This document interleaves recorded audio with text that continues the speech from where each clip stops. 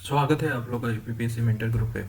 हम लोग इथिक्स देख रहे थे और इथिक्स के इम्पोर्टेंट तीसरे टॉपिक पे थे जिसका नाम है अभिक्षमता। तो अभी तक हमने क्या बताया था, पूरा डिटेल में नहीं, कल ज़्यादा डिटेल में बताने लगे थे, एक तरह से क्लास ही हो गया था। तो अभिक्षमता के बारे में, अभिक्षमता की हमने परिभाषा बताया, एप्टीट्यूड, ठीक है ना, कि एप्टीट्यूड होता क्या है। ठीक, एप्टीट्यूड को बताने के बाद हमने बुनियादी मूल्य बताया, सिविल सेवा के बुनियादी मूल्य बताया या आधारभूत मूल्य बताया क्या होता है। फिर हमने कहा था कि सिविल सर्विस के लिए क्या चीज़ें इंपॉर्टेंट है। तो हमारा एक बताया था कि अभिक्षमता होना चाहिए, अभिक्षमता होना चाहिए। दूसरा बताया था कि बुनियादी मूल्य से या फाउंडेशन वैल्यू से क्या हो, युक्त हो, और साथ ही साथ लक्ष्य का ध्यान रहे। अब हम लक्ष्य का इतना बढ़िया उपयोग करेंगे, रेडीमेड आपको देंगे, जब डीकेडी करेंगे तब हम देंगे, ठीक है ना। इसके बाद हमने एक नेक्स्ट लेक्चर बताया था क्या, कि सिविल सर्विस के लिए क्या क्या योग्यताएं होनी चाहिए, सिविल सर्वेंट के अंदर क्या क्या योग्यताएं होना चाहिए, और या योग्यता के परीक्षण किया जाता है पेपर लेके, तो क्या क्या बातों को। तो हमने एक समाहित करके बताया था कि कभी भी हो तो इसी पक्ष पे लिखना है कि विश्लेषणात्मक होना चाहिए, आसपास या देश विदेश की जानकारी होनी चाहिए, परिवर्तन क्या हो रहा है, ये सब तमाम चीज़ें हमने डिस्कशन कर लिया। उसके बाद हमने बुनियादी मूल पे आया। तो अब हम इसको आ जाते हैं फंडामेंटल कह रहे हैं, फाउंडेशन वैल्यू के बारे में बात किया था। अब फाउंडेशन वैल्यू को एक नज़र में देखते हुए सारे फाउंडेशन वैल्यू पहले नोट कर लेते हैं, जिसको याद होना चाहिए आपको। और अभी के अभी वीडियो देख रहे हैं, पॉज करके याद भी कर लीजिए। तो बुनियादी मूल्य क्या क्या है हमारे, इसको देख लेते हैं। बुनियादी मूल्य, मूल्य तो हम जानते हैं, लेकिन ये सिविल सर्वेंट के बुनियादी मूल्य या सिविल सेवा में क्या बुनियादी मूल्य होना चाहिए उसके बारे में बात कर रहे थे। तो पहला हमने बताया था इसमें कि सत्यनिष्ठता होना चाहिए, सत्यनिष्ठा या इंटीग्रिटी की बात की थी, ठीक। दूसरा हमने बात किया था इसमें कि आपको संविधान के संवैधानिक, आल्दो सिलेबस में नहीं है लेकिन ये हमें याद रहना है, संविधान के प्रति या संवैधानिक मूल्यों के प्रति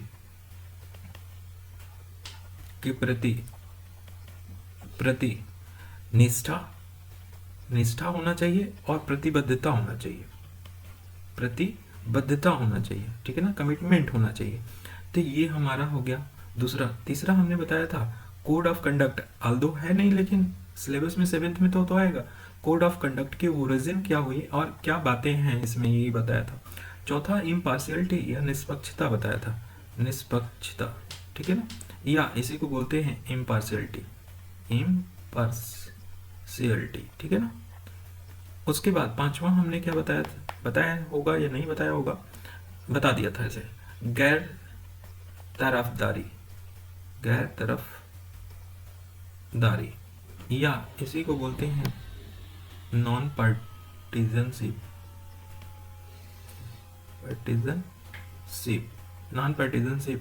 इसको बोलते हैं, या इसी को कभी कभी तटस्थ बोलते हैं, तटस्थ या तटस्थता का गुण इसको, ठीक है ना। नेक्स्ट हम लोग पढ़ेंगे ऑब्जेक्टिविटी या वस्तुनिष्ठता, ठीक है। नेक्स्ट हम लोग इसी में आगे है पारदर्शिता। तो पारदर्शिता देखने के लिए हमें अगले यूनिट में है, लेकिन ये जानो कि पारदर्शिता मूल्य है, पारदर्शिता आगे है लेकिन आगे बताएंगे। पारदर्शिता जिसमें आरटीआई वगैरह है वो पारदर्शिता भी बताएंगे, ठीक है ना। आठवां हमारा क्या मूल्य और होगा, एक तो आपका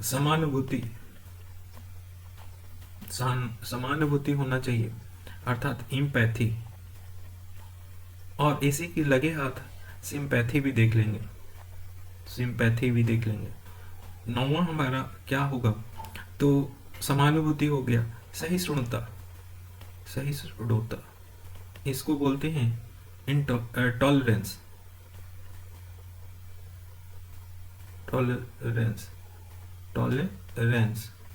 ठीक है ना। और उसके बाद हम लोग को देखना है 10वां करुणा। करुणा देखना है, ये मूल्य हमको देखना ही है। इसके बाद हमें और कुछ जानना चाहिए प्रतिबद्धता के बारे में। नेक्स्ट क्या, प्रतिबद्धता, ठीक है। और जवाबदेही के बारे में भी जानना चाहिए जो कि आगे आएगा, ठीक है ना। लेकिन हम जो इतना पढ़ रहे हैं इसमें हमें ये सारी चीजें मालूम होना चाहिए। तो हम लोग डिस्कशन क्या कर लिए, सत्यनिष्ठा कर लिए थे। बट आल्दो हम लेके चल रहे हैं यहाँ से कि एक एक चीज को लेके चलते हैं, तो आई थिंक कि ये 3 चीजें नोट एक साथ आप लोग कर लीजिएगा कि सब याद रहे, या अलग हाथ आपको सारी चीजें याद रहें, कहीं ना कहीं इसको यूज करना है। तो हम इसको हटा के, बल्कि बुनियादी मूल को हटा के हम डिस्कशन करना चाहते हैं। तो डिस्कशन में पहला हम सत्यनिष्ठा लेते हैं। सत्यनिष्ठा हम पहले बता चुके हैं, फिर भी एक बार हम थोड़ा दूसरे डायमेंशन से बताना चाह रहे हैं कि डीकेडी से पहले कुछ हमारे डायमेंशन भी आपको समझ में आना चाहिए। देखो, सत्यनिष्ठा के बात कहें तो आप कुछ नहीं जानते हो तो 2-3 चीजें तो जानते होगे। एक तो हमने कहा कि ट्रायंगल बना के कि वचन, कर्म, ठीक है, और विचार, इसमें एक रूपता हो तो हम कहेंगे कि इंटीग्रिटी है। हमने कहा था कि ऑनेस्टी, ऑनेस्टी जो व्यक्तिगत जीवन में और सार्वजनिक जीवन में क्या हो, ईमानदार हो, हम कहेंगे कि इंटीग्रिटी है, ठीक है। हमने तीसरी बात बताया था कि कथनी करने में अंतर न हो, कथनी करने में अंतर न हो तो हम कहेंगे, कथनी करने में अंतर न हो तो कहेंगे कि वो सत्यनिष्ठ है, ठीक है। फिर हमने डिफिनीशन की बात की, तो डिफिनीशन की बात करने में ये है कि हम कुछ भी बना सकते हैं, अपने ऊपर है।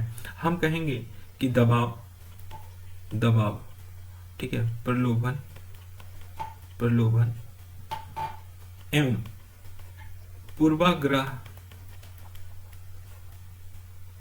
से रहित हो, रहित होकर, पूर्वाग्रह से युक्त ना होकर, बोलो रहित होकर हमें कंफ्यूज करता है। पूर्वाग्रह से, दबाव, प्रलोभन एवं पूर्वाग्रह से युक्त न होकर सामाजिक कल्याण के लिए, सामाजिक या जनहित कल्याण के लिए, कल्याण के लिए किया गया कार्य, किया गया कार्य सत्यनिष्ठा कहलाता है। किया गया कार्य सत्यनिष्ठा कहलाता है। फिर हम दूसरा बोल सकते हैं कि दबाव, प्रलोभन, पूर्वाग्रह से रहित होकर, दबाव, प्रलोभन, पूर्वाग्रह से रहित होकर सार्वजनिक, सार्वजनिक सेवा के प्रति दृढ़तापूर्वक, दृढ़तापूर्वक, दृढ़तापूर्वक एवं संविधान के प्रति निष्ठा, निष्ठा और प्रतिबद्धता रखते हुए, रखते हुए सार्वजनिक सेवा के प्रति दृढ़ता पूर्वक एवं संविधान के प्रति निष्ठा रखते हुए किए गए कर्म को, किए गए कर्म को हम क्या बोलते हैं, सत्यनिष्ठा बोलते हैं। हम बहुत तरीके से बोल सकते हैं, बस आपको क्या पसंद आता है ये है, बस रटना नहीं है। बात ये है कि हम यहाँ से एक दिमाग में चलना चाहिए कि ऑनेस्टी और probability is equal to integrity. Personal जीवन में ईमानदारी के साथ साथ सार्वजनिक जीवन में ईमानदारी हो तो हम कहेंगे कि वो व्यक्ति सत्यनिष्ठ है। या विचार, वचन, कर्म में एक रूपता हो तो हम कहेंगे कि वो सत्यनिष्ठ है। कथनी करने में अंतर न हो तो हम कहेंगे सत्यनिष्ठ है। बात तो समझ में आना चाहिए। और हमने सत्यनिष्ठा के 2 तरह के बताया था। सत्यनिष्ठा 2 तरह के हो सकता है, एक बौद्धिक सत्यनिष्ठा, ठीक है, सत्यनिष्ठा, एक व्यवसायिक, व्यवसायिक सत्यनिष्ठा। बौद्धिक सत्यनिष्ठा मतलब जो भी बुद्धि के द्वारा कर्म किया जाता है उसमें सत्यनिष्ठ होना, जैसे थीसिस हो गया या पायरेसी हो गया, इन सब के मामले से ये बौद्धिक है। व्यवसायिक सत्यनिष्ठा में क्या व्यवसाय से जुड़ा हुआ हो, जैसे डॉक्टर हो गया या मेडिकल कंपनी हो गया, ये हमने पहले एग्जांपल बता रखा है, ठीक है। फिर सत्यनिष्ठा के बारे में हम लोग आए थे क्या कि फिलॉसफी क्या है, दर्शन। तो हमने दर्शन में बताया था कि भारतीय दर्शन में आप आ जाओ पुरुषार्थ को लेके, पुरुषार्थ में लेके क्या क्या आपको बताया था कि धर्म को लेके कि इसमें कर्तव्य बोला गया, कर्तव्य को ही धर्म बोला गया। दूसरी बात अर्थ को लेके कर सकते हैं, अर्थ में नैतिक रूप से अर्थ उपार्जन की बात किया गया। और तीसरी बात हमने कहा कि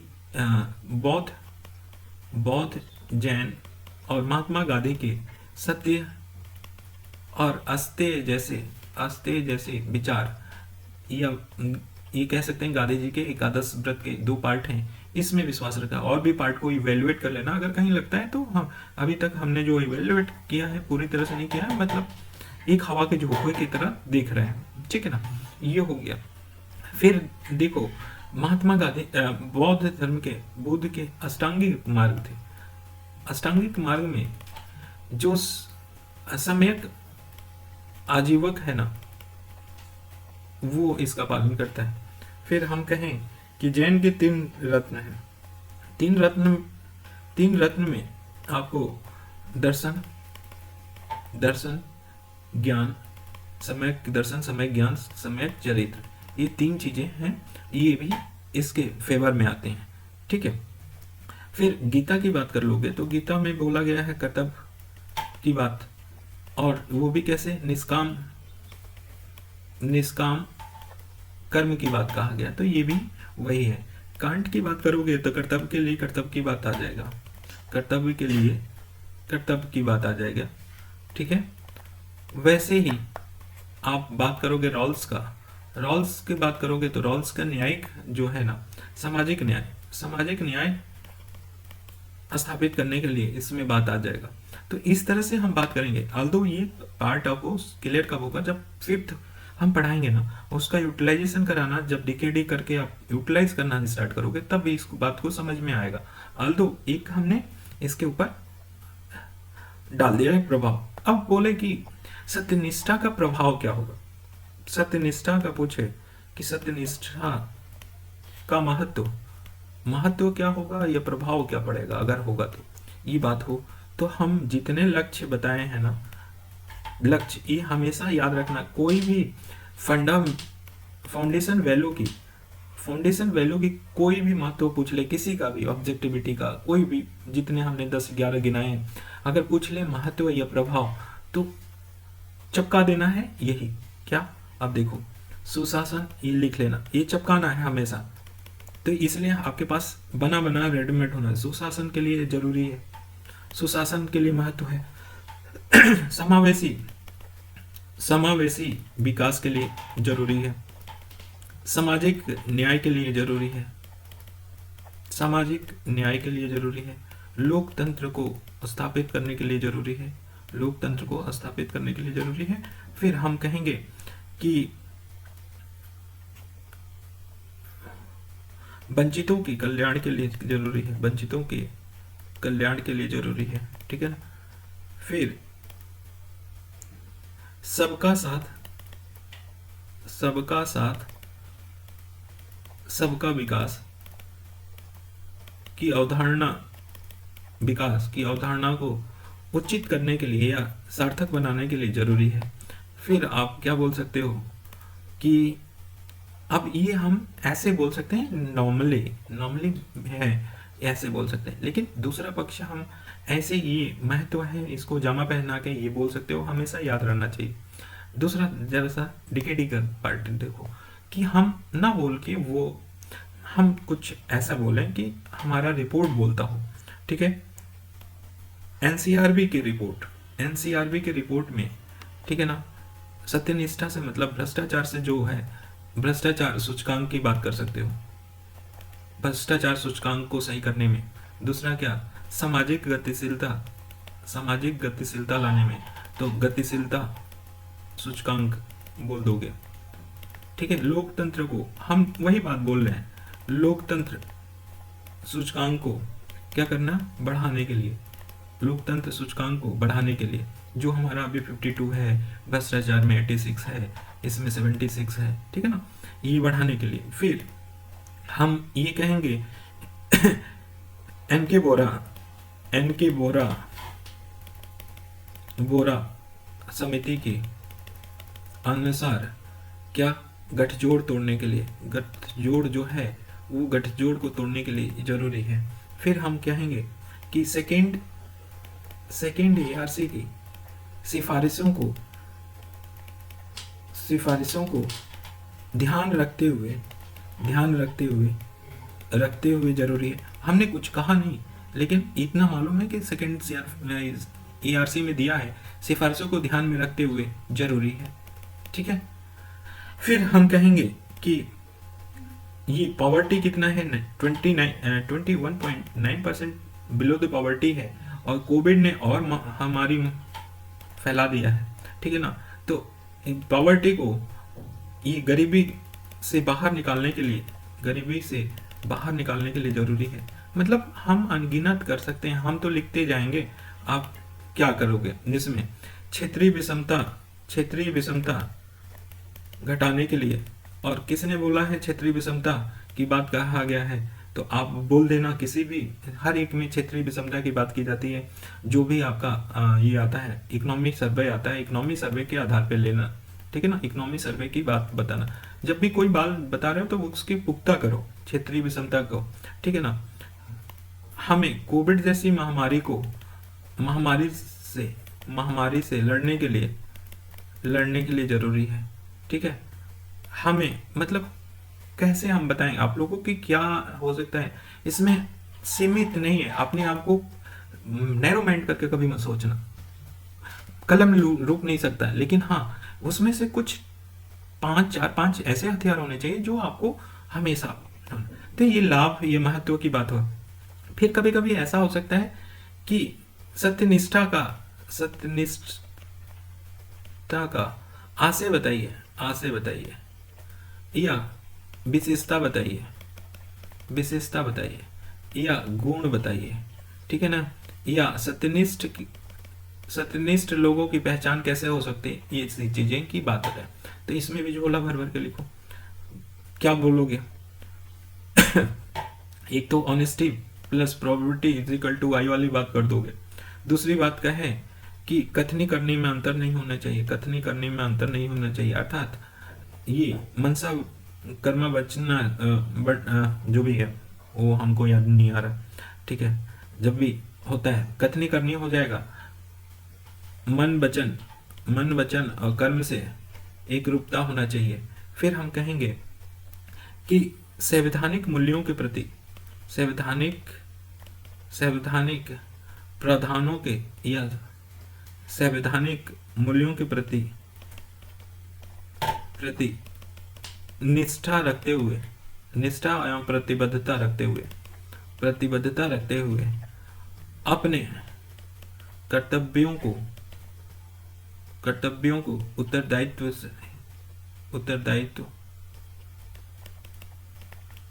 उत्तरदायित्व रूप से पालन करना, ठीक है। नेक्स्ट क्या बोल सकते हो, अगर कोई समय से नहीं आता है तो ये समय प्रबंधन, या ये कह सकते हैं कि अगर टाइम से नहीं आ रहे हो, समय से नहीं आ रहे हो, तो हम कहेंगे कि आपके अंदर सत्यनिष्ठा नहीं है। हम ये कह सकते हैं कि अगर आप पर्सनल जीवन में सत्यनिष्ठ हो और सार्वजनिक में तो ऐसे भी सत्यनिष्ठ होगा, तो वो ऑनेस्टी और इससे वाले से लगा लेना, वो हो जाएगा। फिर हम कहें कि क्या क्या बातें बोल दिया है, एक बात बोल सकते हैं कि दबाव, भय, प्रलोभन एवं पूर्वाग्रह से दूर रहना ही सत्यनिष्ठा है, ठीक है ना। फिर कहें इस बात को कि सदचरित्र बनना, सदचरित्रता भी सत्यनिष्ठा का स्वरूप है। सद्गुण सत्यनिष्ठा का एक पर्यायवाची है, सद्गुण, सच्चरित्र, ये भी हो सकते हैं। तो अनगिनत चीजें हम गिना सकते हैं। जब ये डीकेडी करेंगे तो उस बात पे बहस किया जाएगा एक एक टॉपिक को लेके, लेकिन आज हो भी गया अच्छा खासा। अब हम लोग चलते हैं किस पे, दूसरा मूल्य के ऊपर। तो दूसरा मूल्य हमारा क्या है, हमने एक बताया था आपको क्या दूसरे मूल्य के बारे में, कि हमें संविधान के प्रति निष्ठा एवं प्रतिबद्धता की बात बोला था। ये हमें दिया नहीं है, लेकिन ये वर्ड हमें यूज करना है, ये हमें यूज करना है, कहीं ना कहीं हमें यूज करना है। संविधान के प्रति निष्ठा और प्रतिबद्धता, ये अपने दिलो दिमाग में उतार लेना, ठीक ना, हमें यूज करना है। और इसका मतलब क्या है, प्रस्तावना की बात करेंगे। प्रस्तावना की अगर कभी पूछ लिया तो प्रस्तावना की बात करेंगे, और प्रस्तावना की बात करेंगे तो उसमें दर्शन की बात करेंगे। और दर्शन दो तरीके से, राजनीतिक दर्शन की बात करेंगे और सामाजिक दर्शन की बात करेंगे। राजनीतिक दर्शन को बस हमें यहाँ पे यूज कैसे करना है, प्रशासनिक, ठीक है ना, प्रशासनिक हमारा क्या, ये यहाँ पे रखेंगे प्रशासनिक स्वरूप कैसा, प्रशासन का स्वरूप कैसा होना चाहिए ये। और सामाजिक में हम कह देंगे प्रशासन का उद्देश्य क्या है, ठीक है ना। तो प्रशासन का उद्देश्य भी हमें इससे क्लियर हो जाएगा कि आपको वही था बताएं, समानता, स्वतंत्रता, ठीक है, समानता, स्वतंत्रता, बंधुत्व, न्याय, ठीक है, एकता, अखंडता, मानवीय गरिमा, ये हमारा क्या है, उद्देश्य है। तो कभी भी प्रशासन की बात में आएगा ना कि प्रशासन का उद्देश्य क्या है, तो यही चिपका दो भाई, यही चिपका दो। और लक्ष्य की बातें उठा लो। लक्ष्य की बातें क्या बताया था, सुशासन, ठीक है, सामाजिक न्याय, तो यहाँ पे तो सब कुछ वही आ जाएगा ना। लेकिन हमेशा चिपकाने की बात सोचा करो, ठीक है ना। प्रशासनिक स्वरूप में हमने क्या बताया था, पंथ निरपेक्ष, समाजवाद, लोकतंत्र, ये तीन तो यूज ही करना है, ठीक है ना। तो ये प्रस्तावना की बात हमेशा होना चाहिए। फिर बोलोगे फंडामेंटल राइट की सुरक्षा करना चाहिए, डीपीएसपी को सुनिश्चित करना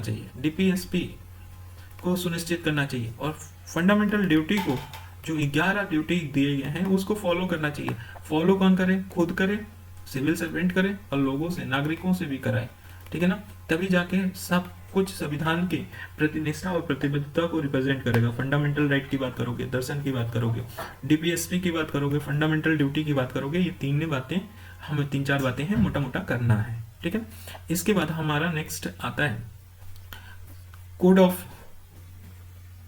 कंडक्ट की बात आ रहा है। ये कोड ऑफ कंडक्ट की बात करें तो 1964 में आया था, ठीक है ना।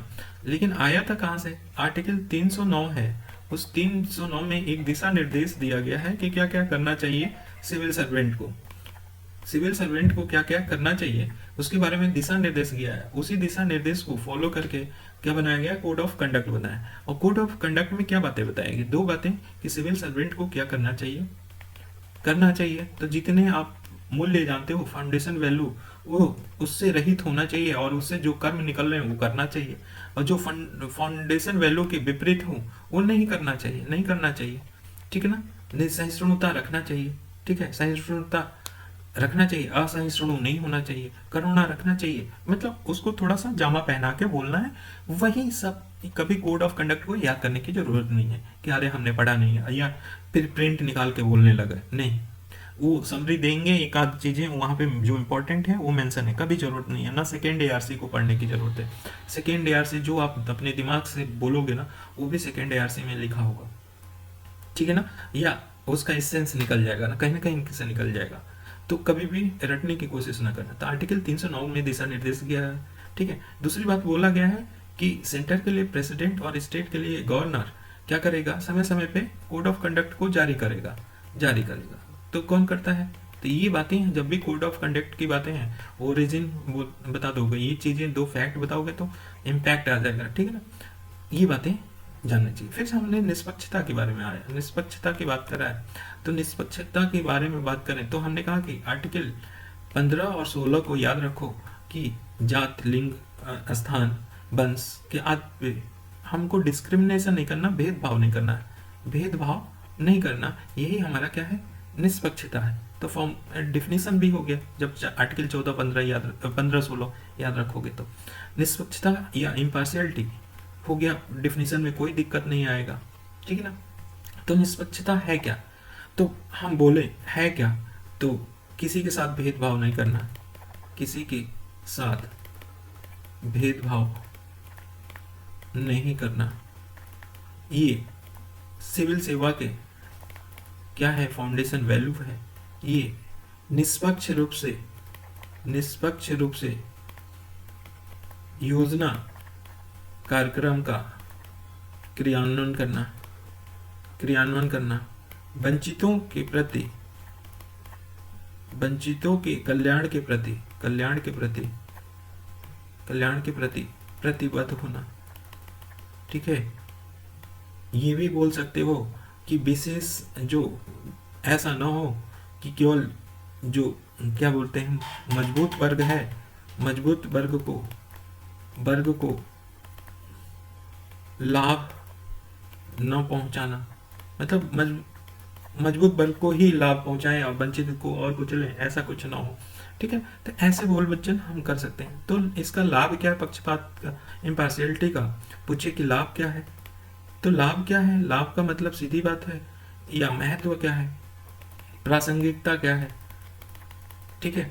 महत्व जहां भी बोलेंगे वो भी, प्रासंगिकता क्या है। तो फिर से लाभ क्या है भाई, तो वही जितना लक्ष्य बताया है और जितना प्रस्तावना का सामाजिक उद्देश्य है, और सबको लिख दो, सब में वही बात होगी। क्या, सुशासन, ठीक है, लोकतंत्र, पंथ निरपेक्ष, ठीक है, पंथ निरपेक्ष को बनाना, स्वतंत्रता, समानता, स्वतंत्रता, मतलब आपको बना बनाया मटेरियल मिल गया लक्ष्य के रूप में, प्रस्तावना का सामाजिक उद्देश्य को लिखने के लिए, या राजनीतिक उद्देश्य अगर मिले तो उसको भी भिड़ा दो। लेकिन लाभ, महत्व, प्रासंगिकता साफ हो गया। एक पक्ष होता है कि आपका बना बनाया रेडीमेड है, एक पक्ष क्या है कि हम जैसे रिपोर्ट के माध्यम से बोले, रिपोर्ट के माध्यम से, तो हाँ, रिपोर्ट के माध्यम से जब डीकेडी करेंगे, नोट कराएंगे, वहाँ पे नोट कर लेना, वो भी जब हम बैठेंगे 5 मिनट सोचेंगे तब हम उसका डीकेडी करेंगे। अभी तो जो भी है अभी बैठ के टाइम हमारे ख्याल से वेस्ट होगा, आज खत्म करना है 30 यूनिट, ठीक है। तो निष्पक्षता हो गया। अब हम गैर तरफदारी पे आए थे, तो नेक्स्ट हमारा क्या था, गैर तरफदारी था। अब देखो, गैर तरफदारी की, नॉन पार्टिजनशिप की बात करें तो हमने कहा था कि 2 बातें ध्यान रखना है गैर तरफदारी में। गैर तरफदारी का मतलब किसी राजनीतिक के पक्ष में नहीं आना है, राजनीतिक दल या सत्ता के पक्ष में भी नहीं आना है, विपक्ष में भी नहीं आना है, विपक्ष में भी नहीं आ रहा, अर्थात आपको क्या रहना है, तटस्थ रहना है, तटस्थ रखना है या तटस्थता बरकरार रखना है, ठीक है ना। आप इस बात को कैसे घुमा घुमा के बोल सकते हो, ये आपके ऊपर है। बस क्रक्स इतना ही है कि गैर पार्टिजनशिप में न पक्ष में रहना न विपक्ष में रहना, तटस्थता बरकरार रखना है। कुछ बातें ध्यान रखनी चाहिए कि जब भी हम पद पे जाते हैं सिविल सर्वेंट में, चाहे कोई भी दल को हम पसंद कर रहे हो ना पसंद कर रहे हो व्यक्तिगत रूप से, उससे दरकिनार करते हुए अगर कोई सत्ता दल हमें क्या करता है, नियम बनाता है या कोई योजना बनाता है, कार्यक्रम बनाता है, तो उसको हमको संविधान के मूल्यों को पालन करते हुए उस योजना को क्या करना चाहिए, क्रियान्वयन करना चाहिए। पहली बात ये ध्यान रखना चाहिए कि हम ऐसा नहीं है कि हम जिसको पसंद नहीं कर रहे हैं उसके बारे में, ठीक ना। ऐसी बातें इसमें बोल बच्चन कर सकते हैं, बस इतना ही ध्यान रखना है कि पक्ष में नहीं होना चाहिए, विपक्ष में भी नहीं होना चाहिए। हम किसी के चाटुकार नहीं बन सकते अपने तबादला वगैरह, तो ये बातें हमेशा ध्यान रखना चाहिए। ऐसा नहीं कि सत्ता बदलने के बाद ये बोल बच्चन है कि अस्थायी नौकरशाही क्या होता है, अस्थायी होता है, और राजनीतिक सत्ता क्या होता है, बदलता है। तो अगर मान लो किसी के पक्ष में आपने किया, कुछ कर्म किया, तो ऐसे भी संविधान के खिलाफ हो गए आप, अब आचार संहिता के खिलाफ हो गए, ठीक है ना, आचरण संहिता के खिलाफ भी हो गए। तो खिलाफ होने के बाद दूसरी बात है कि दूसरी पार्टी आ गई तो आपको कुचल डालेगी, ठीक है ना। तो ये ध्यान रखना है दिमाग में। तो ये कोई बात नहीं है, सारे बोल बच्चन है, आप चाहो तो नोट से भी पढ़ लो, लेकिन पढ़ने की जरूरत नहीं है, दिमाग चलाओ, हो जाएगा। गैर तरफदारी के लिए आवश्यक तत्व क्या है, हमने इसको बड़े आसान से बताया था कि पहली बात है कि राजनीतिक हस्तक्षेप नहीं, आवश्यक क्या होना चाहिए, गैर तरफदारी का मतलब पक्ष विपक्ष की बातें कब हो, तो राजनीतिक हस्तक्षेप नहीं होगा तब बातें सही हो सकती हैं। क्या होता है ना कि गैर तरफदारी, आप विपक्ष में भी नहीं हो पक्ष में नहीं हो, तो मतलब आप, जाहिर सी बात है कि गैर तरफदारी हो, तटस्थ हो, लेकिन राजनीतिक दल आपको घुटने पिला देंगे, घुटने पिला देंगे, आपको विपक्ष कर देंगे कार्य करने के लिए। जैसा होता है आईएएस और पीसीएस के साथ, ठीक है। तो गैर मतलब राजनीतिक क्या है, गैर तरफदारी के लिए आवश्यक तत्व क्या है, राजनीतिक हस्तक्षेप नहीं होना चाहिए, पहली बात। दूसरी बात, हमें अगर पदोन्नति मिल रही है, पदोन्नति मिल रही है या हमें कोई पुरस्कार मिल रहा है, पुरस्कार मिल रहा है, ठीक है ना, ये हमें राजनीतिक चटुकार के उपलक्ष्य में ना हमें पुरस्कार मिले। पहली बात है कि पदोन्नति और पुरस्कार राजनीतिक चटुकार होने की वजह से ना मिले, बल्कि हमारी योग्यता हो उसके आधार पर ये पुरस्कार मिले, ठीक है ना।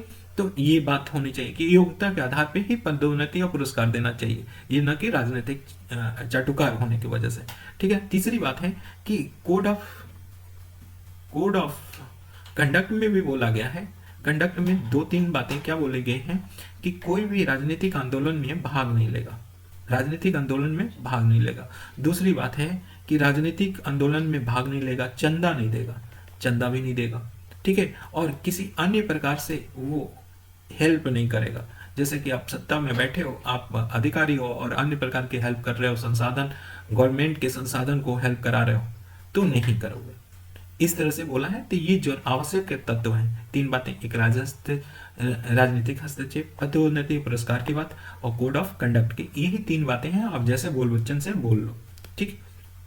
वर्तमान की स्थिति में तो आप झोला भर भर के लिख सकते हो कि जो सिविल सर्वेंट है उनका राजनीतिकरण हो रहा है, और राजनीतिकरण का एनके बोरा कमेटी से बढ़िया कौन है, ठीक है, कौन है, होता कमेटी से बढ़िया कौन है, जो बताने के लिए, सेकेंड एआरसी से बढ़िया कौन है, सेकेंड एआरसी से बढ़िया कौन है, इस बात को बताने के लिए, ये सब इसके प्रूफ हैं, ठीक है। सत्ताधारी राजनीतियों द्वारा प्रशासनिक मशीनरियों का दुरुपयोग हो रहा है, इस बात का लिए कौन सा प्रमाण चाहिए आपको, प्रमाण चाहिए तो प्रमाण आप देखो किसके, भ्रष्टाचार सूचकांक में देखो, भ्रष्टाचार सूचकांक में देखो, ठीक है ना।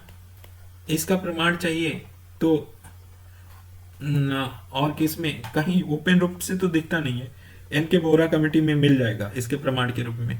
फिर शासन की गुणवत्ता में गिरावट आ रही है, जैसे तबादले, पोस्टिंग, निलंबन, अनुशासनात्मक कार्रवाई जैसे हथियार किया जा रहा है। जैसे एग्जाम्पल के रूप में बहुत सारे हैं, अशोक खेमका को देख लो, ठीक है, अशोक खेमका की हालत यही हुआ, नहीं माने तो लताड़ दिए गए, ठीक है। फिर ये एक दूसरे के भ्रष्टाचार को ढकने का काम कर रहे हैं, तो ये वर्तमान स्थिति है। निष्पक्ष रूप से कोई राय नहीं देना है भाई, गैर तरफदारी में एक और बात याद रखना कि निष्पक्ष रूप से राय देना, कोई भी राजनीतिक सत्ता का या राजनीतिक दल का व्यक्ति हो, निष्पक्ष रूप से बिना भय से अपने विचार को रखना, कि मतलब अगर कोई योजना कर रहे हो तो सफल नहीं होगा तो बोलो नहीं सफल होगा, निष्पक्ष रूप से, नहीं तो नहीं साहब आप जो सोचोगे वही अच्छा है, ऐसा कुछ नहीं, ठीक। तो ये बातें समझ में आना चाहिए। और गठजोड़, क्रोनिक कैपिटलिज्म देखने को मिलता है, क्रोनिक कैपिटलिज्म की बात अगर कहें तो क्रोनिक कैपिटलिज्म में क्या होता है, गठजोड़ होता है, किसके, राजनेता वही हाल है ना कि उद्योगपतियों ने दिया धंधा चंदा तो नेताओं ने दिया धंधा, लिख सकते हो, इसमें कोई नहीं है। उद्योगों ने दिया चंदा, क्रोनिक कैपिटलिज्म का सीधा सा, उद्योगों ने दिया चंदा तो नेताओं ने दिया धंधा, यही है क्रोनिक कैपिटलिज्म, ठीक है। 2G scam, Colgate scam, Bihar में चारा घोटाला इसके एग्जाम्पल है, ठीक है। तो ये बात समझ में आ रहा है। राजनीतिक हस्तक्षेप से नौकरशाहों को संरक्षण देने के लिए सिफारिशें क्या किया गया, तो सिफारिशें के लिए बहुत गैर ये एक तरह से क्वेश्चन ही बन सकता है, राजनीतिक हस्तक्षेप से बचने के लिए क्या क्या सिफारिश किया गया। तो ये है कि कभी भी आईएएस और अगर आईपीएस की ऊपर कोई कार्रवाई करना है तो ये बात बोला गया कि सेंटर और स्टेट दोनों मिलके करेंगे, ठीक है। अगर कोई नेता अगर दे रहा है आदेश तो मौखिक रूप से आदेश दे रहा है तो मत लो, लिखित रूप से होना चाहिए, ये आपको मालूम होना चाहिए। अगर टर्म फिक्स है उसका कि तबादला अगर 2 साल पे नहीं होना है तो 2 साल पे ना हो, ऐसा सुनिश्चित किया जाना चाहिए। फिर ऐसा सुनिश्चित किया जाना चाहिए कि अपना कोई अपना द्वेष निकालने के लिए, या ऐसा कर सकता है कि अपना बदला लेने के लिए ऐसा कुछ काम कर सकता है। जैसे ऐसा ही हुआ था दुर्गा शक्ति नागपाल के साथ कि राजनीतिक बदला लेने के लिए इसको क्या किया गया था, निलंबन किया गया था, जबकि उसने काम किया था संविधान के अनुरूप किया था। ठीक है, फिर भी ये हुआ था, तो एक बता सकते हो। दूसरा बात है निलंबन से पहले कारण बताओ नोटिस जारी किया जाना चाहिए और समय सीमा देना चाहिए और उसके अंदर स्पष्टीकरण होना चाहिए, तो ये सिफारिश हो जाएंगे। सिफारिश हमेशा ऐसा ही कुछ देना चाहिए कि भाई आईएएस आईपीएस दोनों, ऐसा नहीं है कि सेंटर का, ये केवल सेंटर का खिलौना मात्र रहे, स्टेट का नहीं। मतलब खिलौना वर्ड तो यूज करना अच्छा नहीं है, मतलब सेंटर के ही हाथ में रहे तो एक तरह से क्या हो गया कि केंद्र के पक्ष में शक्ति ज्यादा हो जाएगी। और जबकि हम लोग संघवाद की प्रमोट करते हैं, और आज भी आईएएस पीसीएस को कौन बर्खास्त वगैरह करता है, सेंटर ही करता है। तो ये बात स्टेट को भी करना है तो वो भेजेगा सेंटर के पास, और सेंटर से फिर से होगा। तो दोनों के पास होनी चाहिए ना, मिली भगत के साथ। ठीक है, अगर राजनेता मौखिक रूप से कोई आदेश दे रहा है तो ना लो, लिखित लो, क्योंकि कल वो राजनेता तो अपने, उनकी बातों की वैल्यू नहीं होता है ना, तो बातों की वैल्यू नहीं होता है तो वो कभी भी मुकर जाएंगे। लिखित रूप से ले लेना चाहिए। हो सकता है कि बहुत अच्छा दे, मौखिक रूप से आदेश दिया हो कि उस गरीब है, गरीब का कल्याण करो या कुछ ऐसा करो, बोल दिया हो, और करना भी चाहिए। बट ध्यान रखना कि आप भाव विभोर होके, इमोशनल होके लिखित रूप से लेना क्या हो गए, वंचित हो गए, तो फिर आप कभी नापे जा सकते हो। तो ये जब पढ़ रहे हो तो ये भी चीजें ध्यान रखना है। ठीक है, कभी भी राजनीतिक बदला या भावना के प्रति है तो उस भावना को रोकने के लिए क्या करो, पहले कारण बताओ नोटिस जारी करो और उस स्पष्टीकरण मांगो। अगर नहीं देता है तब आप निलंबन करो। ऐसा नहीं है कि आप राजनीतिक द्वेष के या अपनी राजनीतिक बदले की भावना से आप किसी को निलंबित वगैरह कर रहे हो। तो एक तो ये साधारण हमारा हो सकता था। दूसरा, हमारा नए दिशा निर्देश में एक टीएसआर सुब्रमण्यम थे, इनके केस का जिक्र करना कि टीएसआर सुब्रमण्यम केस में सुप्रीम कोर्ट ने क्या किया था। सुप्रीम कोर्ट ने बोला था कि किसी आईएएस आईपीएस और आईएफएस की ट्रांसफर 2 वर्ष तक किसी एक पद पे कहीं एक जगह पोस्टिंग मिल गया तो 2 वर्ष तक वहां पे बना रहेगा, बशर्ते 3 हमें है कि इससे पहले रिटायर ना हो रहा हो, दूसरा बात कि कहीं इसका प्रमोशन ना हो गया हो, और तीसरी बात है कि कहीं इसका प्रतिनियुक्ति करके कहीं उस राज्य से बाहर ना भेज दिया गया। तो ये होना चाहिए। तो ऐसा करने के लिए डीओपीटी ने एक बनाया विभाग। डीओपीटी ने क्या बोला, कार्मिक विभाग ने, कि देखो जिस राज्य की बात होगी उस राज्य का मुख्य सचिव होगा। ठीक है, मुख्य सचिव के अधीन में एक बोर्ड गठित किया जाएगा और उस बोर्ड का नाम होगा सिविल सर्विसेज बोर्ड। ठीक है ना, सीएसबी गठित किया जाएगा। और किसी आईएएस आईपीएस के या आईएफएस का क्या करना है, तबादला करना है। तबादला करना है 2 साल के अंतर्गत, तो इसके पास, इस बोर्ड के पास भेजा जाएगा और बोर्ड जैसा सिफारिश करेगी वैसा करेगा। लेकिन सुप्रीम कोर्ट ने बोला था कि कम से कम 2 वर्ष तो होना ही चाहिए ना। ठीक है, 2 वर्ष हो तभी हो किया जा सकता है। लेकिन ये अभी डीओपीटी की क्या बात चल रही है, ये बात चल रही है। तो फिर भी ये सुप्रीम कोर्ट को थोड़ा बहुत ही फॉलो कर रहा है, ज्यादा नहीं कर रहे हैं, क्योंकि ये तो सीएसबी वही है ना, फिर से वही कांड है कि मुख्य सचिव मतलब सीएम के अंडर में ये भी काम आएंगे राजनीतिक बदला के लिए। मुख्य सचिव को कुछ भी ऑर्डर, बोर्ड गठित हुआ, कुछ है, निर्णय देना पड़ेगा। बस यही है कि निर्णय कैसा होगा, लिखित रूप से अगर करते हैं तो बढ़िया है, कारण बताएंगे तो अच्छा है कि क्यों किया जा रहा है, तब तो पारदर्शी होगा, कर सकते हैं कारण बता के। ठीक है ना, तो ये इस बात को समझ में आना चाहिए। अब आ रहे हैं कमिटेड ब्यूरोक्रेसी। कमिटेड ब्यूरोक्रेसी का मतलब क्या, भारतीय संदर्भ में प्रतिबद्ध नौकरशाही। तो प्रतिबद्धता 2 बारे में बोला गया, हमेशा ध्यान रखना।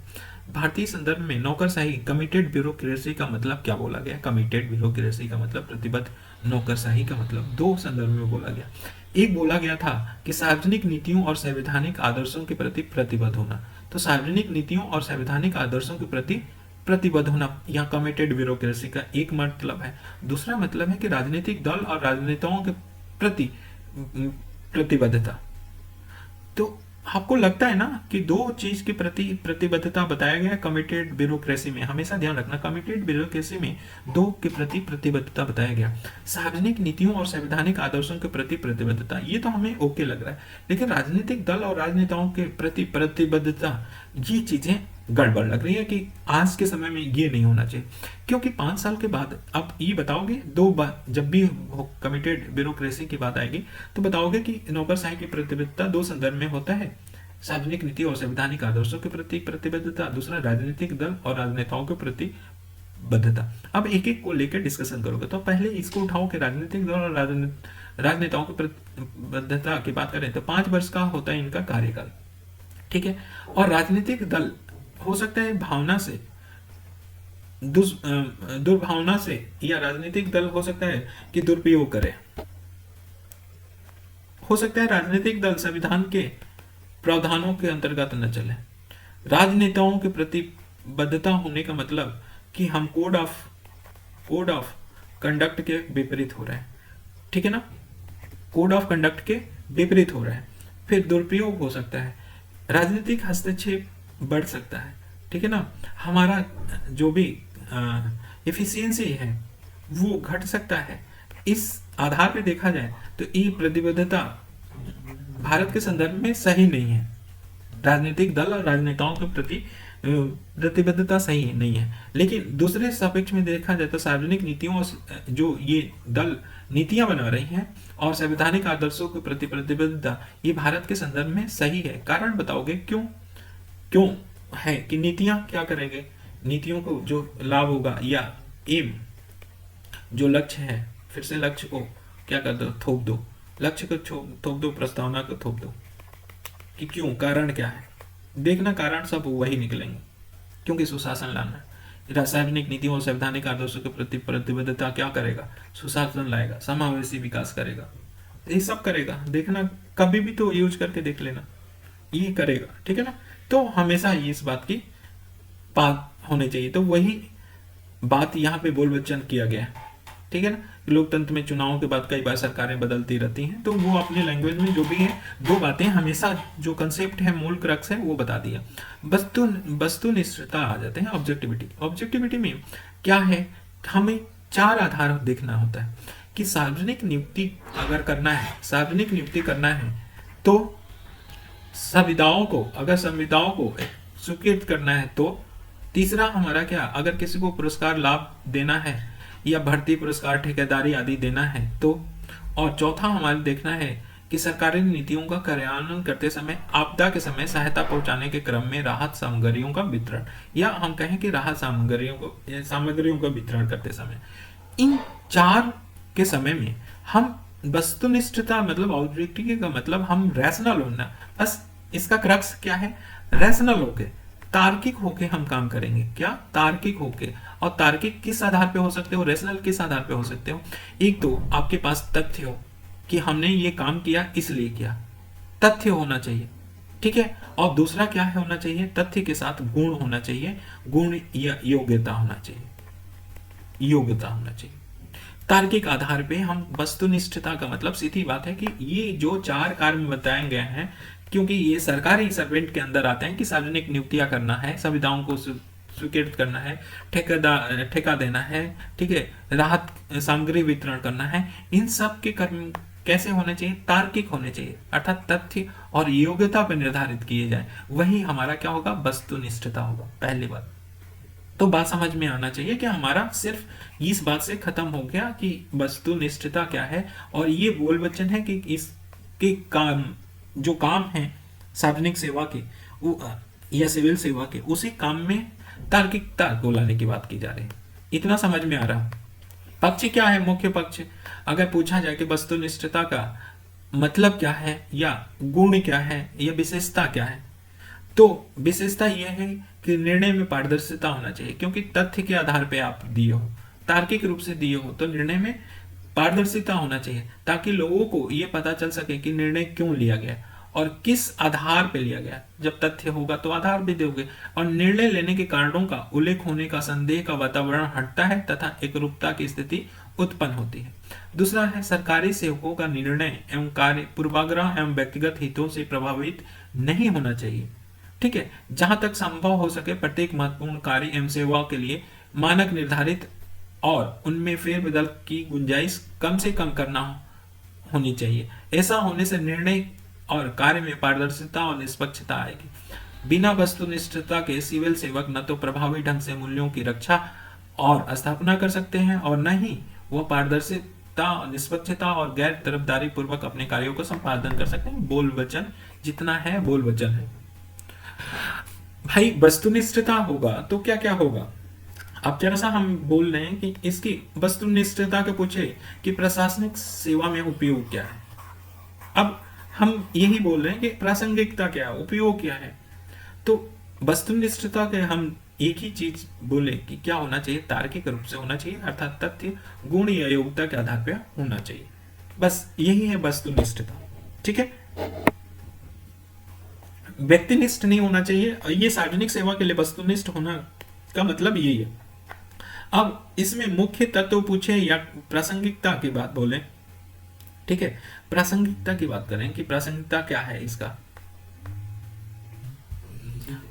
तो वस्तुनिष्ठता के हम लोग मेन जो आधार है वो समझ लिए। ठीक है ना। अब इसके पक्ष क्या है, उपयोग क्या है, अगर वस्तुनिष्ठता के महत्व क्या है, प्रासंगिकता क्या है, तो वही एम जो बताया है वो एम चपका दो प्रस्तावना वाला। ठीक है, और वस्तुनिष्ठता की हमेशा मुख्य पक्ष की बात करें तो 2-3 होना चाहिए कि हमें पारदर्शिता होना चाहिए, निर्णय लेने में पारदर्शिता। जब तथ्य के आधार पर पारदर्शी निर्णय लोगे तो वो क्या होगा, पारदर्शी होगा। ठीक है, और दूसरी बात है कि हम कोई पूर्वाग्रह से नहीं होना चाहिए या भेदभाव नहीं करना चाहिए, भेदभाव की बात नहीं होनी चाहिए। तीसरी बात है क्या है कि गैर तरफदारी युक्त हो, मतलब किसी की तरफदारी ना करें, वस्तुनिष्ठ होगा तो गैर तरफदारी होना चाहिए। निष्पक्षता तभी आ सकती है, निष्पक्षता हो। वस्तुनिष्ठता कब आ सकती है, जब पारदर्शिता हो तो, गैर तरफदारी हो तो, और तीसरी बात क्या, निष्पक्षता हो तो। ये 3 बातें हमेशा रहेंगी। जब भी वस्तुनिष्ठता होगी तो पारदर्शिता होगी, गैर तरफदारी होगी तभी, और निष्पक्षता होगी तब भी। अब इन्हीं 2 को एक्सप्लोर करके इसके मुख्य पक्ष को बोल सकते हो। ठीक है ना। नेक्स्ट अगर देखें तो हमारा क्या है, देखो कारण एवं आधार की स्पष्ट व्याख्या करना। कोई भी वस्तुनिष्ठता का मतलब कारण और आधार की स्पष्ट व्याख्या करना। अगर निर्णय क्यों लिया गया है इसके बारे में बात करना, किस प्रकार लिया गया है इसके बारे में बात करना, ये हमें बताता है कि वस्तुनिष्ठ है। नेक्स्ट हमारा क्या है, सार्वजनिक सेवा के प्रति समर्पण भाव की बात आ रही है। तो सार्वजनिक सेवा के प्रति समर्पण भाव की बात करें तो एक आता है 1947, 1947 से पहले और 1947 के बाद। तो ये आज हम ये टॉपिक खत्म करेंगे, उसके बाद हमारा क्या आ जाएगा, हमारे ख्याल से सहानुभूति, सहिष्णुता, संवेदनशीलता, यही सब आ जाएगा। ठीक है ना। तो उसके बाद हमारा करुणा लास्ट में होगा, वो खत्म हो जाएगा। तो इसको खत्म करते हैं कुछ देर में। अभी थोड़ा सा वर्क आ गया है, उसको पॉज करके फिर करते हैं। तो समर्पण भाव, सेवा के प्रति समर्पण भाव को जब भी लिखना हो तो कैसे लिखेंगे, ये बातें ध्यान रखना है आप लोगों को कि सेवा के प्रति समर्पण भाव को पहले बोल वचन करना है। बोल वचन का मतलब क्या कि 1947 से पहले की बात बताओ। 1947 से पहले की बात क्या थी, तो ये जान लो कि हुक्म चलाना, हुक्म चलाना। ठीक है, और इसमें था स्वयं की, स्वयं जनता की स्वामी मानना, स्वामी मानना। फिर क्या था इसमें, इसमें ये था कि यथा स्थिति बहाल करना, यथा स्थिति बहाल करना। ठीक है, कानून और व्यवस्था को क्या करना, बहाल रखना। कानून और व्यवस्था को बहाल करना, बहाल रखना। ठीक। उत्तरदायित्व जनता के प्रति ना था, किसके प्रति था उत्तरदायित्व? उत्तरदायित्व हमारा जनता के प्रति ना होके किसके प्रति था? जनता के प्रति ना होके ये ब्रिटिश क्राउन के पास था, ब्रिटिश क्राउन के प्रति था। ठीक है। और जनता की जो समस्याएं होती थी, आवश्यकता होती थी, उसकी उपेक्षा का भाव था। तो जनता की समस्या या आवश्यकताओं की उपेक्षा का भाव था। तो ये 1947 के में था क्या? हुक्म चलाना, स्वयं को जनता के स्वामी मानना, यथास्थिति बहाल करना, कानून व्यवस्था को बहाल रखना, या उत्तरदायित्व जनता प्रति न होके ब्रिटिश क्राउन के प्रति था। और जनता की उपेक्षा करना, चाहे आवश्यकता को लेके देखें या इनकी समस्याओं को लेके उपेक्षा की भाव थी। ठीक है ना। तो आजादी के बाद क्या हुआ? आजादी के बाद हमारा संविधान आया। तो संविधान की बातें तो जानते होंगे। तो आजादी के बाद में हमारा क्या हो गया? लोक कल्याणकारी हो गया, लोक कल्याणकारी बातें। ठीक है ना। राज्य की स्थापना होगा, लोकतांत्रिक मूल्य को बढ़ावा दिया गया, लोकतांत्रिक मूल्य को। ठीक है। और समावेशी विकास करना था, समावेशी विकास करना था, सामाजिक न्याय स्थापित करना था, सामाजिक न्याय स्थापित करना था। और बाकी समानता, स्वतंत्रता, बंधुत्व, ठीक है, न्याय, ये सब लिख सकते हो। पंथ निरपेक्ष को बहाल करना था। ये सारी चीजें हैं। और तो पहली बात तो ये हो गया कि ये जो मूल्य करने हैं, मतलब जो कल्याणकारी हमारे संविधान में बोला गया है, वो बातों को बहाल करना था 1947 के बाद। और लोगों की मूलभूत आवश्यकता जो थी, मूलभूत आवश्यकता, उसको पूर्ति कर देना था। मूलभूत आवश्यकता में क्या क्या था? तो स्वास्थ्य था, हेल्थ था, एजुकेशन था, शिक्षा, ठीक है, और स्वच्छता, पर्यावरण, सुशासन, ठीक है, संचार की उपलब्धता, ठीक है ना, अंत्योदय का भावना। तो ये सारी चीजें मूलभूत आवश्यकताओं को पूर्ति करने के लिए लाया गया। ठीक है ना। इन बातों को अगर देखा जाए तो भाई हमें क्या है कि समाज में जो कमजोर वर्ग हैं, सबसे ज्यादा कमजोर वर्ग हैं, कमजोर वर्ग का उत्थान करना, सामाजिक आर्थिक उत्थान करना, सामाजिक रूप से आर्थिक रूप से उत्थान करना, ये मेन लक्ष्य था किसका? सिविल सेवा का। तो कहा गया कि सेवा के प्रति समर्पण भाव का मतलब क्या? कि एक मोटा मोटा समझो कि नीतियों को, योजनाओं को, कार्यक्रम को अगर सफल बनाना है तो एक अपरिहार्य चीज हो जा रहा है। सफल बनाना है तो एक चीज अपरिहार्य हो जा रहा है, वो क्या? सेवा के प्रति समर्पण भाव होना चाहिए, तभी ये क्या होगा? सफल होगा। नीतियों, योजनाओं और कार्यक्रमों को अगर सफल बनाना है, कमजोर वर्ग का सामाजिक आर्थिक उत्थान करना है, तो हमें क्या होना होगा? सेवा के प्रति समर्पण भाव रखना होगा।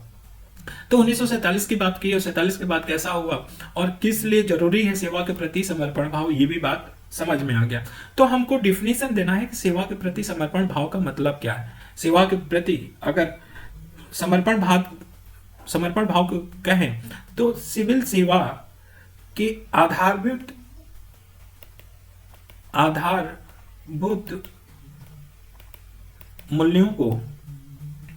मूल्यों एवं आदर्शों को बोल दो, मूल्यों एवं आदर्शों को स्वीकार करते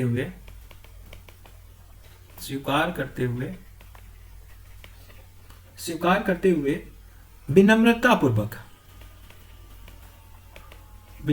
पूर्वक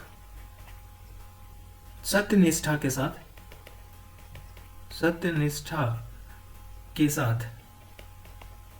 साथ नागरिक सेवाओं को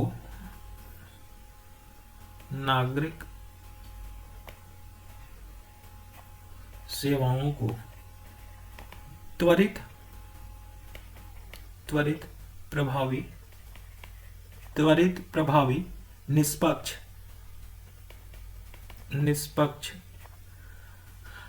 एवं एवं गुणवत्तापूर्ण गुणवत्तापूर्ण आपूर्ति ही सिविल सेवा के प्रति सिविल सर्विस के प्रति समर्पण भाव कहलाता है। समर्पण भाव कहलाता है। अब देखो कितना बढ़िया चीज हम लोग यूज किए हैं। इस चीज को देखो कि सिविल सेवा के आधारभूत मूल्यों एवं आदर्शों को स्वीकार करते हुए विनम्रता पूर्वक सत्यनिष्ठा के साथ नागरिक सेवाओं को त्वरित रूप से, प्रभावी रूप से, निष्पक्ष और गुणवत्तापूर्ण आपूर्ति ही करना क्या होता है, ये सिविल सेवा के प्रति समर्पण भाव को दर्शाता है। इसमें सारे आशय निकल जाएंगे कि हाँ क्या होना चाहिए, एसेंस निकल के ये आता है इसमें। ठीक है ना, ये बात समझ में आ रहा है कि नहीं आ रहा? आना चाहिए कि सिविल सेवा के आधारभूत मूल्यों एवं आदर्शों को स्वीकार करते हुए विनम्रता पूर्वक सत्यनिष्ठा के साथ नागरिक सेवा को त्वरित, प्रभावी, निष्पक्ष, गुणवत्तापूर्ण आपूर्ति करना ही सिविल सेवा के प्रति समर्पण भाव है। या आप यही कह दो कि सीधे सीधे बोल दो क्या कि नागरिक सेवा को त्वरित, प्रभावी, निष्पक्ष और गुणवत्तापूर्ण आपूर्ति करना ही क्या है, सिविल सेवा के प्रति समर्पण भाव है। ये भी चल जाएगा। अगर यहां से भी काट के आप बोल दो कि नागरिक सेवा को त्वरित, प्रभावी, निष्पक्ष और गुणवत्तापूर्ण, क्योंकि सिविल सेवा है क्या, सिविल सेवा है भाई नागरिकों को सेवा देने की। अगर त्वरित रूप से कर रहे हो तो इसका मतलब आप सिविल सेवा के प्रति समर्पण भाव रखते हो। प्रभावी रूप से क्रियान्वयन कर रहे हो तो रखते हो। निष्पक्ष कर रहे हो, गुणवत्तापूर्ण दे रहे हो तो समर्पण भाव रखते हो। ठीक है ना, इस बात को समझ में आना चाहिए। ठीक है, तो ये बात समझ में आ गया। अब देखो क्या हमने बोला कि हमारा सबसे बड़ी बात इसमें कि 47 में क्या था, हुक्म चलाना, स्वयं जनता का स्वामी मानना, यथास्थिति बहाल करना, कानून और व्यवस्था को बहाल रखना, उत्तरदायित्व जनता के प्रति ना होकर ब्रिटिश क्राउन के प्रति था, उपेक्षा का भाव था उन लोगों को। फिर 1947 के बाद क्या हमने कहा कि लोक कल्याणकारी भावना लेके आया, लोकतांत्रिक को बढ़ाने के लिए बात हुआ, समावेशी विकास को लेके हुआ, सामाजिक न्याय को लेके हुआ, समानता को हुआ, स्वतंत्रता को लेके हुआ, एकता अखंडता को लेके हुआ, मूलभूत आवश्यकता, हेल्थ, एजुकेशन, पोषण, सुशासन, अंत्योदय, ठीक है ना, गरीबी कम करना, ठीक है, सबको रोटी कपड़ा मकान देना, ये सब मूलभूत आवश्यकताओं को पूर्ति करना था। इसलिए समर्पण भाव जरूरी था। क्यों? क्योंकि कमजोर वर्गों का सामाजिक और आर्थिक उत्थान किया जा सके, नीतियों और योजनाओं को, कार्यक्रमों को सफल बनाया जा सकते। और जब ये सफल कब होगा? जब सेवा के प्रति समर्पण भाव होगा।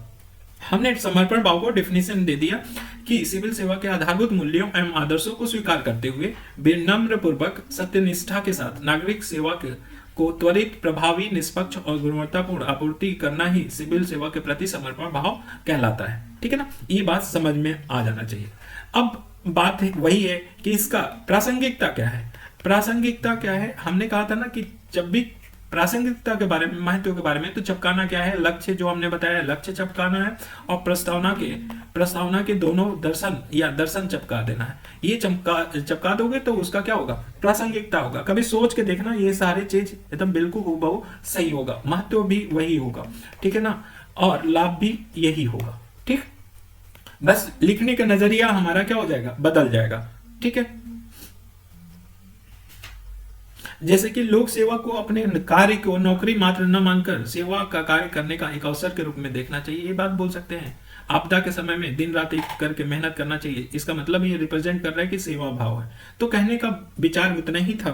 फिर है कमजोर वर्गों के प्रति सहानुभूति, सहिष्णुता और संवेदनशीलता की बात करें तो कमजोर वर्ग के प्रति हमें क्या करना है? सहानुभूति रखना है, सहिष्णुता रखना है तथा संवेदना रखना है, करुणा रखना है। इसके बारे में तो हम बात करते हैं पहले सहानुभूति को लेकर। देखो, हम सहानुभूति बात न करें, पहले इम्पैथी की बात करें। समानुभूति, परानुभूति या तदुनुभूति बोलते हैं इम्पैथी को। ठीक है, सिंपैथी को हम क्या बोलते हैं? सहानुभूति बोलते हैं। तो हम समानुभूति को लेके इम्पैथी लिखा है इंग्लिश में, तो इम्पैथी का मतलब होता क्या है?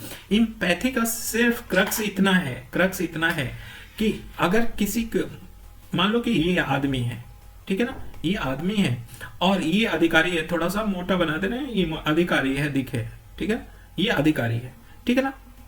अगर इसको कोई समस्या हो रही है, क्या हो रही है? समस्या हो रही है, ठीक है ना, कोई कष्ट हो रहा है या कोई परेशानी है, ठीक है ना, कोई परेशानी है, किसी बात को लेके उलझन में है, तो उस बात को ये अधिकारी क्या करे, उसकी जगह पे जैसा वो फील कर रहा है ना, जैसा ये महसूस कर रहा है, इम्पैथी में उसकी जगह पे ये खुद आ जाए और वैसा महसूस करने लगे, उसकी समस्याओं को महसूस करने लगे, ठीक है ना, उसकी समस्याओं को क्या कर रहे, महसूस करने लगे, एकदम अंतःकरण से उसको फील होने लगे कि हाँ भाई इसको इतनी गहरी मतलब इतनी गहनता से इसको समस्या है कोई चीज की। मतलब ये रख के बस इतना ही समझो कि इम्पैथी में क्या होता है कि यहाँ पे अधिकारी अपने आप को, जो बेचारा जूझ रहा है समस्याओं से, वो वहां पे अपने आप को रख के इवेल्युएट करता है, देन उसके अंदर जो भावना आती है ना, दैट इज इम्पैथी। इम्पैथी मतलब एक गहरी संवेगात्मक समझ है। गहरी संवेगात्मक इमोशनल समझ क्यों है? क्योंकि भाई जरा सा देखो कि अगर इतना इमोशनली स्ट्रांग होगा तभी वहां पे रख के उसके इमोशन को समझ पाएगा। तो ये पहली बात है, समानुभूति क्या है? गहरी, पहली बात आ रही है गहरी संवेगात्मक समझ है, ठीक है। दूसरी बात है कि यहां पे स्वयं को दूसरे लोगों की स्थिति से जोड़ के देखता है, तो स्वयं दूसरे के साथ जोड़ता है, दूसरे के साथ, स्वयं को दूसरे के साथ जोड़ता है, ठीक है ना। और जोड़कर क्या करता है? समस्याओं को समझने की प्रयास करता है, समझने की प्रयास करता है, उसकी गहनता देखता है, महसूस करता है और प्रभावपूर्ण संवाद करता है। तो ये समानुभूति क्या है कि वो अपने आप को उस व्यक्ति की जगह रख के उसकी इंटेंसिटी को, जो भी समस्या है इंटेंसिटी को समझकर और उसकी कठिनाइयों को दूर करने की बात को ही इम्पैथी कहते हैं, ठीक है ना। ये बात समझ में आ रहा है। तो इसका मतलब है कि इस मुख्य बात क्या है कि इस संगठक का संबंध दूसरे की भावों को तथा परिप्रेक्ष्य पर्सपेक्टिव के प्रति संवेदनशीलता तथा उनके दूसरों के कार्यों में सक्रिय रुचि से है। मतलब भाव को समझे और उसके जो समस्या है उसको रुचि से ही समझे। जब तक रुचि नहीं होगा ना, इंटरेस्ट नहीं होगा उसकी समस्याओं को समझने में, तब तक हम गहनता या संवेगात्मक रूप से उसको जोड़ नहीं सकते हैं, ठीक है। और इसमें क्या करना होना है कि अगर ये व्यक्ति है क्या पीड़ित है, समस्या से या कठिनाई से जूझ रहा है, तो उसको क्या करना चाहिए? पहली बात तो ये ध्यान में रखना चाहिए कि अगर वो समस्या लेके आ रहा है, ये समस्या लेके आ रहा है अधिकारी के पास, तो उसको बड़ी तन्मयता से, बड़े कंसंट्रेट होके सुने, तन्मयता से सुने, ठीक है। उसके बाद तन्मयता से, पहली बात क्या हो? तन्मयता से सुने, पहली बात। दूसरी बात क्या हो कि संवेग या सब सांवेगिक संकेत दे, ठीक है। तन्मयता से सुने या संवेदनशीलता प्रकट करे। संवेदनशीलता सुनकर क्या करे? संवेदनशीलता प्रकट करे और उसकी समस्याओं को समझने का प्रयास करे। तो पहली बात क्या है कि ये अगर कहीं गया एम्पैथी वाला ऑफिसर क्या करेगा? उसकी समस्याओं को तन्मयता से सुनेगा, संवेदनशीलता प्रकट करेगा, समझने का प्रयास करेगा, ठीक है ना। तो ये इसके अंदर है, गुण होता है। और उसके बाद उस व्यक्ति का क्या करता है? हेल्प करता है, ठीक है ना। तो अब एग्जाम्पल के रूप में दे सकते हैं कि जैसे एग्जाम्पल में क्या, शासन आपके द्वार एग्जाम्पल के रूप में जो दिल्ली सरकार चलाई, इसलिए कि बहुत सारे लोगों ने कंप्लेन किया कि शासन में जब भी जाओ राशन कार्ड बनाने, ड्राइविंग लाइसेंस बनाने, तो ये बहुत हमें कष्ट झेलना पड़ता है, इधर उधर भटकाते रहते हैं ये। तो दिल्ली सरकार ने सुना और शासन आपके द्वार लेके आया कि आपको कष्ट ना हो, वो इम्पैथी से समझा, इम्पैथी से समझ के और उस कष्ट को दूर करने के लिए शासन आपको द्वार लेके आया। विवेकानंद के द्वारा एक दरिद्र नारायण का बात आता है, दरिद्र नारायण की, कि जो सबसे निचले वर्ग है उनकी सेवा ही क्या है? अगर उनकी सेवा करो तो वो नारायण की सेवा कर रहे हैं वैसा भाव आना चाहिए। दरिद्र नारायण का मतलब क्या? विवेकानंद की दरिद्र नारायण का मतलब जो सबसे ज्यादा दरिद्र हो ना, उस दरिद्र की दुखों को समझते हुए सेवा करना, उसी को दरिद्र नारायण की बात कहा। कौन? विवेकानंद। ये भी एग्जांपल दे सकते हो, ठीक। प्रशासन में उपयोग क्या है? उपयोग फिर से वही बात, उपयोग मतलब इसका उपयोग जितने लक्ष्य हैं वो, और जितने प्रस्तावना के दर्शन हैं वो लिख दो, चपका दो। देखो हर एक चीज की बात होगा। उपयोग क्या, बस ये बता देना कि भावनाओं को समझने में होता है, ठीक है, और भावनाओं को समझने समस्याओं का निराकरण करेंगे, समस्याओं का निराकरण करेंगे, उसके अनुसार हमें ये प्राप्ति होगी, ये प्राप्ति होगी, ये दो लक्ष्य प्रस्तावना लिखना। तो ये जरूर बताना कि भावनाओं को समझने में आसानी होगा, ठीक है ना। लेकिन ये एक चीज पे स्टिक मत हो जाना कि केवल उसी का उपयोग बता देना, उपयोग लंबा बताना। अब आते हैं इम्पैथी और सिंपैथी में डिफरेंस क्या है। इम्पैथी और सिंपैथी में हम डिफरेंस ऐसे ही देख लेते हैं, जैसे हम लोग कॉलम बना के देखते हैं, उससे पता चल जाएगा। यहां पे इम्पैथी और सिंपैथी, देखो ये क्या होता है, इम्पैथी सिंपैथी से एक कदम आगे होता है, तो सिंपैथी प्लस एक कदम आगे इम्पैथी होता है, और इसकी बात समझ ही गए। तो सिंपैथी एक कदम आगे होता है इम्पैथी, अर्थात सिंपैथी में क्या होता है ना कि सिंपैथी में हम बातों को समझते हैं, ठीक है, सहानुभूति करते हैं, हो सकता है हम उसमें ढाढ़स वो सांत्वना दें या उसको कहें कि ये है, लेकिन क्रिया नहीं करते, कोई क्रिया नहीं करते। इसमें क्रिया होता है, इसमें क्रिया नहीं होता है। दूसरी बात, हम इसमें क्या करेंगे, इम्पैथी में हम समस्या को समझेंगे, उसके लेवल पे जाके इमोशन समस्या को समझेंगे और निराकरण भी करेंगे, ठीक है ना। यहाँ पे जो आदमी होगा ना वो बड़ा शालीनता से रहेगा, लेकिन सिंपैथी में क्या होगा, समस्या को समझेंगे लेकिन उसके प्रति क्या करेंगे, संवेदनशीलता प्रकट करेंगे, मतलब हम सांत्वना देंगे, ठीक है ना। यहाँ पे व्यक्ति कैसा होगा, करुणामयी होगा, करुणामयी होकर कार्य करेगा, कार्य करने के लिए होगा। यहाँ पे व्यक्ति क्या हो सकता है, सिंपैथी ऐसा भी हो सकता है कि वो करुणामयी ना हो, केवल सहानुभूति में केवल भाव प्रकट करे, भाव प्रकट करके रह जाएगा, भाव प्रकट करके रह जाएगा, ऐसे बोलेगा या कुछ ऐसे करेगा कि उसको दुख हो रहा है लेकिन क्रिया नहीं करेगा। इम्पैथी में क्रिया करेगा, ये बात समझ में आना चाहिए, ठीक है ना। जहां पे देखो, अब इसको देख लेते हैं कि परानुभूति में हम दूसरे की भावनाओं को क्या करते हैं, समझते हैं और साझेदार भी बनते हैं वहां पे। लेकिन सहानुभूति में ऐसा भावना जिसमें दूसरे की कठिनाई में हम देखकर औपचारिक रूप से अपनी संवेदना व्यक्त करते हैं, सांत्वना देते हैं, ठीक है ना। समझने और साझेदार बनने के प्रयास नहीं होता है यहाँ पे, ठीक है। इस रूप में परानुभूति सहानुभूति से एक कदम आगे है।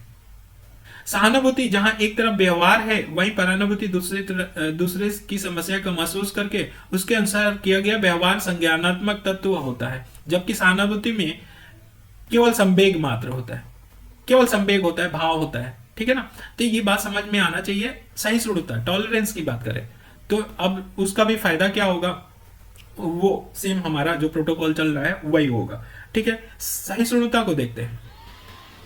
सहिष्णुता को देखो, एक होता है संकीर्ण, संकीर्ण में मतलब क्या, संकीर्ण विचार वाले समझते हैं कि सहिष्णुता क्या है, सहन करना होता है। संकीर्ण में क्या, सहन करना होता है सहिष्णुता का मतलब, ठीक है। तटस्थ रहना, तटस्थ रहना, ठीक है, या संवाद का ना होना, संवाद का ना होना, ठीक है, या पृथकता से लेते हैं, पृथकता से लेते हैं, ठीक है ना। उपेक्षा की भावना होती है। तो संकीर्ण में ये भाव आते हैं। सहिष्णुता जो संकीर्ण रूप से समझते हैं वो कहते हैं मतलब एक दूसरे को धार्मिक रूप से क्या करना, सहना या तटस्थ रहना, संवाद का ना होना, पृथकता रहना या उपेक्षा का भाव आता है। लेकिन नहीं, व्यापक रूप से ये सहिष्णुता का मतलब क्या होता है कि सह अस्तित्व बनाना, सह अस्तित्व होना, क्या होना, सह अस्तित्व होना, ठीक है ना। और इसमें क्या हो, संवाद की स्थिति हो, सह अस्तित्व के साथ साथ क्या हो, संवाद की स्थिति हो, ठीक है। परस्पर आदर करना, परस्पर आदर करना, आदर करना, सम्मान करना, ये भावना आती है व्यापक रूप में, ठीक है ना। और समायोजन, समायोजन की स्थिति बनाना, समायोजन की स्थिति बनाना, ठीक है ना। और सामंजस्य बैठाना, ये इसमें है भावना, सामंजस्य बैठाना। सहिष्णुता का संकीर्ण रूप से लोग समझते हैं सहन करना, तटस्थ रहना, संवाद का न होना, पृथकता या उपेक्षा से। लेकिन व्यापक रूप से सहिष्णुता का मतलब क्या? सह अस्तित्व के साथ संवाद बनाना, परस्पर आदर करना, एक दूसरे को समायोजन की स्थिति बनाना और सामंजस्य स्थापित करना, ये होता है सहिष्णुता। ठीक है ना? सहिष्णुता का मतलब क्या? जरा सा बोल बच्चन यही था, इसको जो समझना था जो समझ लिए। अब बोल बच्चन के द्वारा हम लिख क्या सकते हैं कि हमें अपने भिन्न व्यवहारों मतों को भी सहन करने की योग्यता सहिष्णुता है। लोग ये समझते हैं कि भिन्न मत है, सहन करना क्या है? सहिष्णुता है। सहिष्णुता में सह अस्तित्व का भाव विद्यमान होता है। ये व्यापक रूप में सकारात्मक अर्थ में सहिष्णुता का आशय उन विचारों, मतों, धर्मों आदि के भी अस्तित्व को स्वीकार करना तथा उनका सम्मान करना जो उनके विचार, मत और धर्म से भिन्न है। तो जो अपने धर्म और विचार से भिन्न है उनका भी क्या करना? उनके मतों और धर्मों को, अस्तित्व को स्वीकार करते हुए उनको सम्मान देना ही क्या है? सहिष्णुता है। सामाजिक समरसता के साथ भाईचारे को बढ़ावा देना सहिष्णुता अवधारणा का दर्शाता है। ठीक है ना? बुद्ध के पंचशील या नेहरू के पंचशील ट्राइब के लिए भी है, एसटी के लिए जब सोसाइटी बताएंगे तो उसमें बताएंगे ये क्या है। तो बुद्ध के जो पंचशील सिद्धांत है ये सहिष्णुता के अवधारणा को ही प्रस्तुत करते हैं। ठीक है? तो ये बात समझ में आना चाहिए कि क्या है। अगर सहिष्णुता होगा तो उसका लाभ क्या होगा? सांप्रदायिकता कम होगी, पंथ निरपेक्षता बढ़ेगा। ठीक है? समाजवाद भावना आएगा, लोकतंत्र अच्छा होगा। ठीक है? नकारात्मक अलगाववाद की बात नहीं आएगी। ठीक है? नक्सलवाद की बात कभी बार आता है, नक्सलवाद की भावना नहीं आएगी। ठीक है? तो ये बात समझ में आना चाहिए। वैमनस्य नहीं होगा, सब लोग प्रेम से रहेंगे, एकता और अखंडता भारत का क्या होगा? सुरक्षित रहेगा। ठीक है? समानता की भावना आएगी। तो इस तरह हम देख सकते हैं इन बातों को। ठीक है ना? आपको समझ में आना चाहिए लाभ वगैरह। तो हमने सहिष्णुता को समझ लिया है। पंथ निरपेक्षता की अवधारणा भी किसमें शामिल है? सहिष्णुता में शामिल है। पंथ निरपेक्षता हम लोग अच्छे से देख लिया है, तो वो भी भावना क्या है? शामिल है। अब आता है करुणा, कंपैशन। करुणा में होता क्या है? ये हमने क्या है ना कि देखो, जो भी इम्पैथी हमने बात किया ना, इम्पैथी से भी बढ़ के क्या है? करुणा है। ये प्राणी के प्रति मंगल कामना का भाव रखना ही क्या है? करुणा है। करुणा मतलब कि दुखी और कमजोर व्यक्ति या प्राणियों के प्रति उत्पन्न होने वाली ऐसी भावना है जो उनकी कमजोर एवं दुख स्थिति को समझने, उनके प्रति समानुभूति मूलक चिंता रखने और उनके दुखों को दूर करने के प्रयासों को प्रोत्साहित करती है। मतलब हम समानुभूति रखे रहें, इम्पैथी रख के उसके बाद उसके दुखों को हम क्या कर लें? हर लें। लेकिन इम्पैथी से थोड़ा सा बड़ा है। क्यों है बड़ा? यहाँ पे अपना दुख, अपना स्वयं की जो कहते हैं ना कि आराम की जिंदगी छोड़ के अपना दुख भूल के सेवा करना। जबकि इम्पैथी में आ रहा ये बात नहीं है। करुणा में ये आ जाता है कि अपना दुख भी भूल जाता है इंसान। ठीक है ना? अपना दुख भूल के जरूरतमंदों की क्या करता है? सेवा भाव निहित होता है। तो करुणा में इम्पैथी के साथ साथ एक ये है कि अपना दुख और स्वयं के जो क्या बोलते हैं आराम वाली जिंदगी है उसको त्याग कर, ठीक है, उसको त्याग कर करना ही क्या है? करुणा है। अब जैसे करुणा में हम किसी को ये भी नहीं देख सकते कि भाई लिंग क्या है, आपका जात क्या है, धर्म क्या है, ये भी भावना नहीं आती है। मतलब निष्पक्ष होके वो क्या करता है? बिना देरी किए उसकी पीड़ा से द्रवित होके और वो क्या करता है? परोपकार की भावना से क्या करता है? सेवा करता है, परोपकार की भावना से करता है। ठीक है।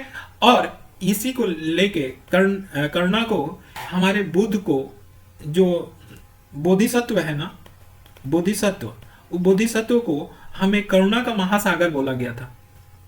बुद्ध के बोधिसत्व को क्या बोला गया था? करुणा के महासागर बोला गया। ठीक है ना। तो इसमें दुखों को दूर किया जाता है। दया क्या है? करुणा और दया में अंतर क्या है? देखो, दया और करुणा में बहुत अंतर है। दया में क्या है कि किसी विशेष परिस्थिति में विशेष व्यक्ति के प्रति व्यक्ति के प्रति भाव होता है, भाव होता है। और ये भाव होता है ना, तो ये ऐसा भाव होता है ना, दया करना है। मतलब दया कौन करेगा? दया वही करेगा जो श्रेष्ठ होगा, जो अहंकार से युक्त होगा, ठीक है, जो दूसरे को हीन समझेगा, श्रेष्ठ अपने आप को समझेगा। जो अहंकार होगा, कह रहा है कि हम दया कर रहे हैं, तुम हमको दया करके 100 रुपया दे रहे हैं। दया, पिटी मतलब यहाँ पे उसके अंदर दुख की भावना द्रवित, उसके दुख से द्रवित नहीं होता है, वो हीन समझता है। हीन समझ के वो क्या करता है? अपने आप को श्रेष्ठ समझ के अहंकार में होता है, वो जाके क्या करता है?